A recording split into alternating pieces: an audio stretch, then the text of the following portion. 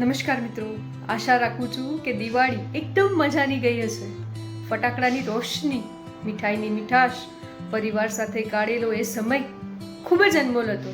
દિવાળી એક એવો સમય છે કે જ્યાં આપણે જીવનની દોડધામને ભૂલી જઈએ છીએ. પરિવાર સાથે હસીએ, ખાઈએ પીએ અને આનંદ કરીએ છીએ.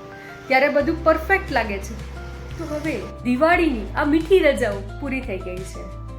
ઘણા લોકો પોતાના શહેર જવા માટે રવાના થઈ ગયા છે. કોઈ પોતાના ઓફિસે પાછા ફરે છે, કોઈ કોલેજમાં અને કોઈ પોતાના દૈનિક કામમાં લાગી જાય છે. મન થોડું ભરાઈ આવે છે, પણ એક નવી ઉર્જા સાથે નવો દિવસ ઉગે છે. કારણ કે દિવાળી એ માત્ર ઉજવણી નથી, પરંતુ નવું શરૂ કરવાની પ્રેરણા છે. જેવી રીતે આપણે ઘરને સાફ કરીએ છીએ, તેવી રીતે મનને પણ સાફ કરીએ. જૂના દુઃખો, નકારાત્મક વિચારો બધાને પાછું મૂકી નવી શરૂઆત કરીએ. સમય આવી ગયો છે back to pavilion, back to job. એ જ મીટિંગ્સ, ડેડલાઇન, ક્લાસીસ. પણ આ વખતે થોડું નવું લાગશે, કારણ કે દિવાળી આપણી અંદર નવો પ્રકાશ ભરી જીવન છે. એ માત્ર રજાઓ નથી, પરંતુ રજાઓ આપણને એમ શીખવે છે કે જીવન કેમ જીવવું જોઈએ.